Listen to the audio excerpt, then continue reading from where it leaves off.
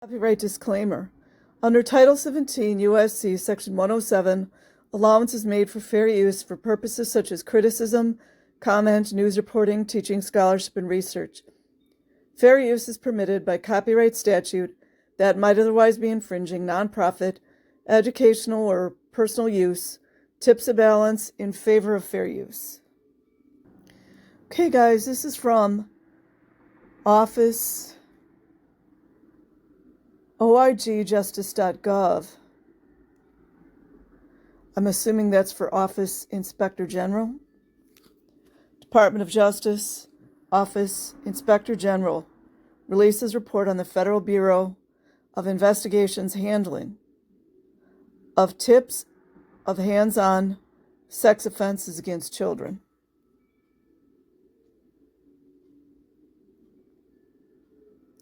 If you're really in the know, you guys will know what goes on, but I don't talk about that on my channel.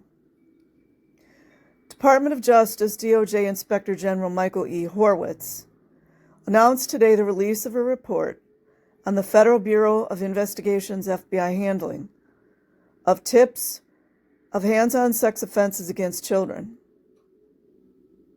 What does this hands-on sex offense mean? This audit followed up on issues identified in the DOJ Office of the Inspector General's July 2021 report on the FBI's handling of allegations against Lawrence Gerard Nassar. OIG Nassar report.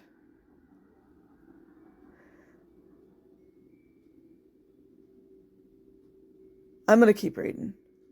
Between October 1st, 2021 and February 26, 2023, the FBI opened 3,925 cases that allegedly involved a hands-on sex offense. Something funny going on with this hands-on thing, you guys. And I don't feel like snapping right now. Against a child or similar offenses. As part of this audit, we reviewed 327 incidents. Trying to see what's going on with gematria.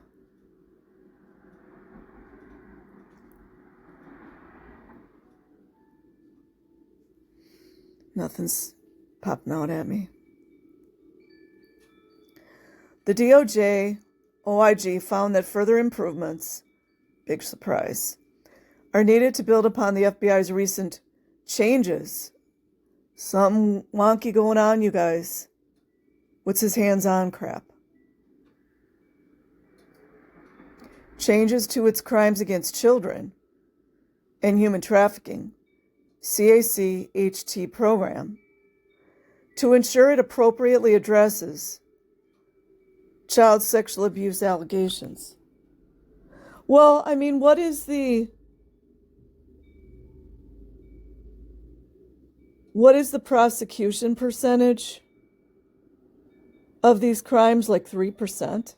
Something like that? The OIG's findings included the following: child sexual abuse allegations requiring immediate FBI attention. During our audit, we flagged 42 incidents. 13% of the incidents we examined. You guys seeing a pattern here? For FBI headquarters review, because we believe they may require immediate attention. So let me go back real quick, because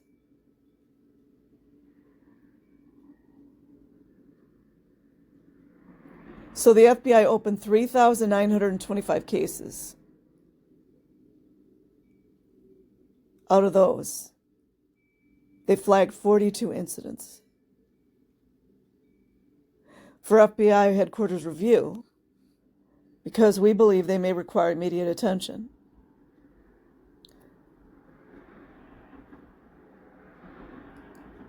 The types of concerns identified included: 1. Cases that lacked any recent investigative activity or case updates, logical investigative steps, or referrals to appropriate agencies. 2, leads that were not appropriately covered. And 3, instances of substantial non-compliance with F.B.I. policy. It's going to warrant me going to read it. The F.B.I. policies. You know I'm going to have to do that. Or maybe there's just one specific one. Suspected child abuse cases were not reported to appropriate agencies. Isn't that a good one? All F.B.I. personnel are considered mandatory reporters. Well, how about that? Meaning that they must report suspected child abuse to the relevant state, local, tribal, and territorial law enforcement agency and social services agency. You guys know what's up with that, right? We identified substantial noncompliance with these requirements. Specifically, we found no evidence that F.B.I. employees complied with mandatory reporting requirements to SLTT law enforcement in 47%. What is the 47? What is the 47? Zachary K. Hubbard, what is the 47? What is the 47? You guys know. Percent of the incidents we reviewed or to social services agencies in 50% of incidents we reviewed.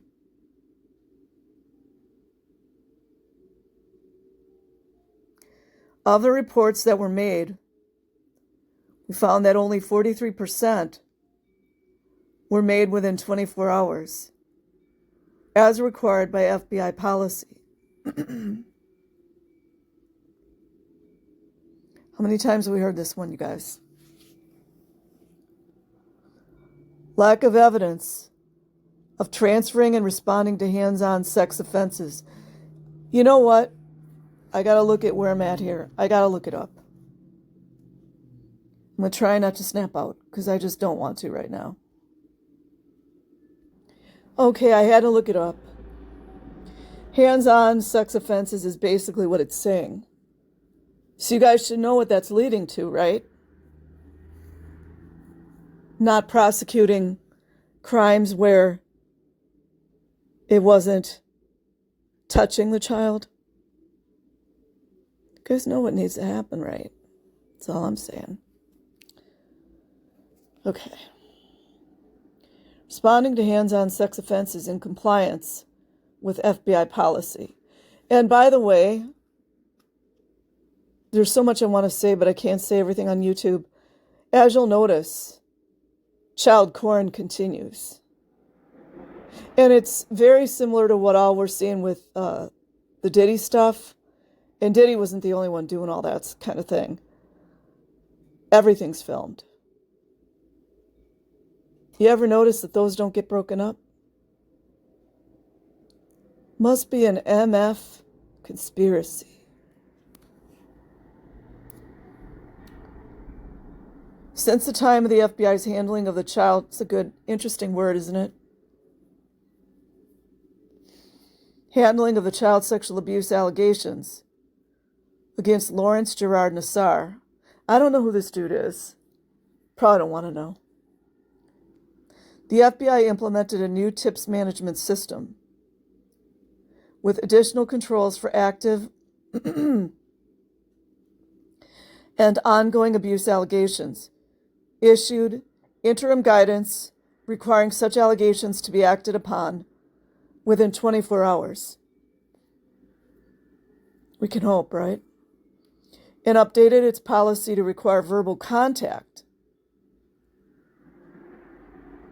and confirm receipt when transferring CAC, HT, you guys know what the HT is, complaints or cases between FBI field offices. Remember, they used the 47. That wasn't an accident. That's all I'm going to say. However, we found the FBI did not document. Sounds like the LAPD.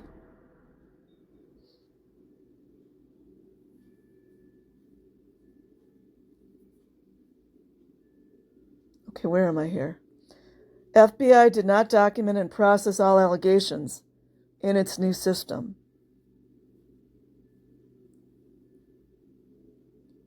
Can you guys believe this? Additionally, in the incidents we reviewed, we found 40% of the active child sexual abuse allegations did not include evidence. What exactly kind of evidence do you want? You guys know what's up? The FBI responded within 24 hours. Watch these numbers, you guys. In 73% of transfers between field offices did not include evidence of verbal contact and confirm receipt.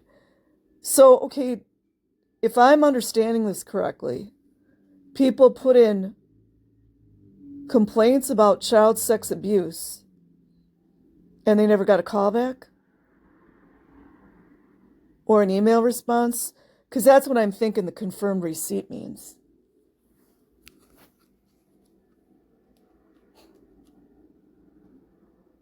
You guys can't see my face. Victim services were not offered to all eligible victims. Does this seem reminiscent of how many numerous police forces have lost thousands and thousands of rape kits of women? I'm just saying, I don't know if this is exactly the same, but both FBI and DOJ policy require the FBI to identify eligible victims, which would be children, by the way, and provide them information. Sounds weak to me, you guys. About available victim services and case status updates. You guys are going to love this number. You guys are going to love this number. For 36%, you know, like 6 times 6 times 6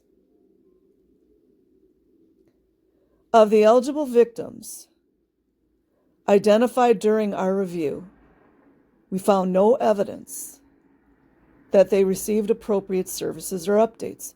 Now, I give them credit for at least they're doing this investigation and they're somewhat coming clean. 36 is pretty, can't say what I think. Forensic interviews of minors were largely in compliance with requirements. FBI policy, I gotta see this policy. FBI policy states that FBI employees should conduct interviews. And have they all gone through background checks, like extensive background checks themselves? Should be a given. Should conduct interviews of minors, children, which, as far as I know, in the United States of America, is still 18 and under. Regarding alleged abuse in person and utilize personnel properly trained. Sound like the LAPD, you guys? Hey, I know sometimes it's hard. I don't want to be nasty. Requires money, requires training. You're always short-staffed. I get it.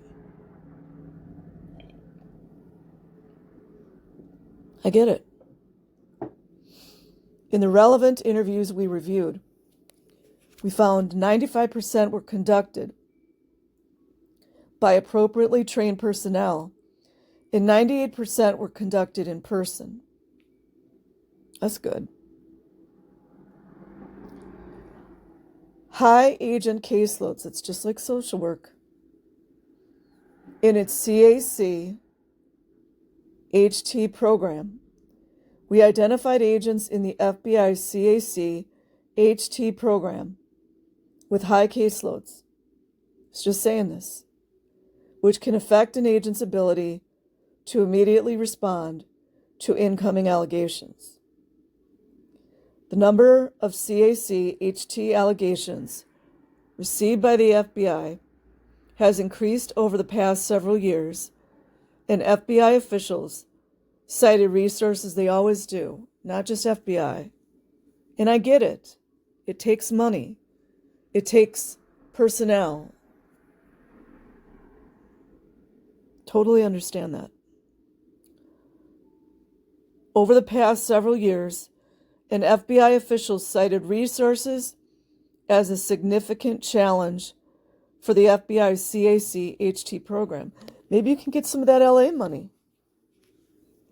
They just keep adding more and more money to the, what I deem, substandard, and what I've seen in many cases, pathetic Los Angeles Police Department. Sorry for the good ones. I know there's some out there. But in Hollywood, it's just abysmal.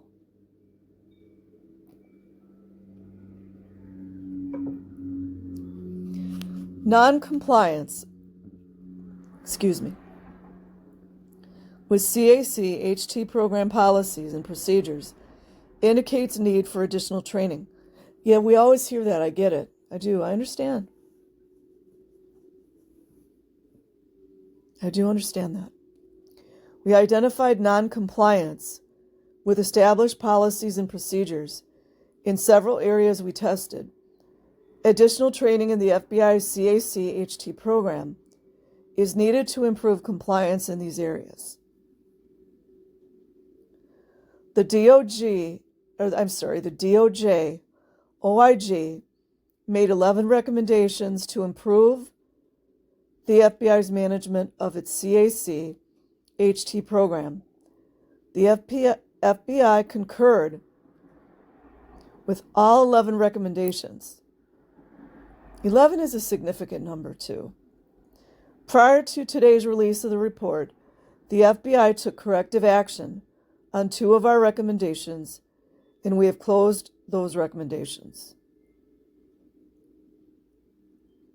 So,